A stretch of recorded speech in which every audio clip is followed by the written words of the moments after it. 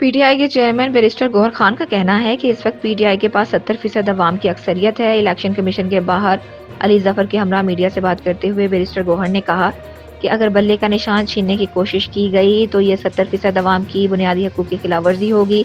ان کا یہ بھی کہنا تھا کہ جس طرح ہم نے الیکشن کروائے تھے 170 پارٹیوں نے نہیں کروائے۔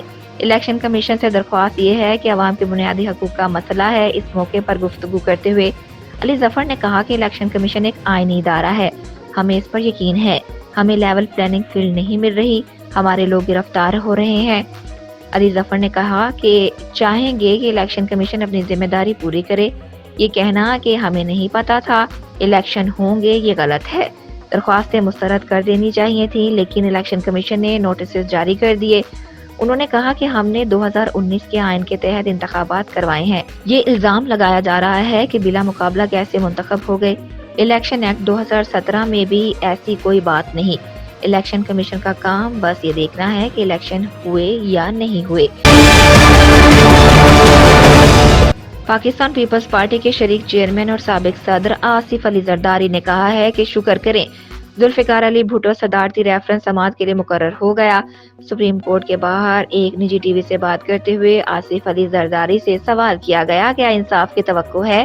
اس سوال پر آصف زرداری نے جواب دیا کہ مجھے انصاف کی توقع ہے، کیوں نہیں ہے، مجھے عدالت سے انصاف کی امید ہے۔ سابق صدر سے پوچھا گیا کہ کیس اتنی دیر سے کیوں لگایا گیا؟ اس پر آصف زرداری نے کہا کہ اس سے سوال نکالتے رہیں، کیوں جلدی آئے، دیر سے کیوں آئے؟ شکر کریں یہ کیس سماعت کے لیے مقرر ہو گیا ہے۔ سپریم کورٹ نے ذوالفقار علی بھٹو ریفرنس کی سماعت جنوری تک ملتوی کر دی ہے۔ سپریم کورٹ نے قرار دیا ہے کہ عدالتی معاونین کو نوٹس جاری کر کے جواب لیا جائے گا۔ جسٹس منصور نے ریمارکس دیے ہیں کہ آرٹیکل 186 کے تحت صدارتی ریفرنس کے ذریعے سپریم کورٹ کے فیصلوں کی نظر ثانی نہیں ہو سکتی۔ اب ہم بھٹو فیصلے کو چھو نہیں سکتے۔ چیف جسٹس قاضی فائز عیسیٰ کی سربراہی میں 9 رکنی لارجر بینچ نے سماعت کی جو کہ سپریم کورٹ کی ویب سائٹ پر لائیو بھی نشر کی گئی۔ پیپلز پارٹی کے وکیل فاروق ایچ نائک اور اٹارنی جنرل منصور عثمان عدالت میں موجود تھے۔ عدالت میں اٹارنی جنرل منصور عثمان نے کہا کہ ریفرنس 15 صفحات پر مشتمل ہے۔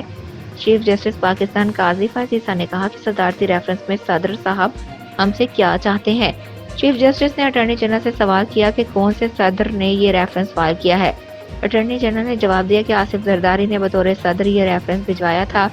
چیف جسٹس قاضی فائز عیسیٰ نے کہا کہ آصف زرداری کے بعد کتنے صدر آئے؟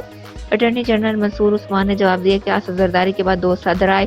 چیف جسٹس نے کہا کہ کسی صدر نے صدارتی ریفرنس واپس نہیں لیا تو یہ اب بھی عدالت کے اختیار میں ہے۔ اٹارنی جنرل نے کہا کہ حکومت کی جانب سے بھی ریفرنس واپس لینے کی کوئی ہدایت نہیں۔ جسٹس محمد علی مظہر نے کہا کہ ریفرنس میں کیا سوالات اٹھائے گئے ہیں۔ وکیل فاروق ایچ نائک نے کہا کہ ریفرنس سماعت کے لیے منظور ہو چکا تھا۔ وکیل فاروق نائک نے کہا کہ نسیم حسن شاہ نے انٹرویو میں تسلیم کیا ہے کہ ان پر دباؤ تھا۔ دوسرے انٹرویو میں نسیم شاہ نے کہا کہ مارشاء اللہ والوں کی بات ماننی پڑتی ہے۔ جسٹس جمال مندوخیل نے کہا کہ نسیم حسن شاہ نے یہ بھی بتایا کہ کس نے ان پر دباؤ ڈالا تھا۔ فاروق ایچ نائک نے کہا کہ اس وقت مارشاء اللہ تھا تو مارشاء اللہ کی بات کی گئی۔ جسٹس منصور علی شاہ نے کہا کہ آپ ریفرنس کا ٹائٹل پڑھیے۔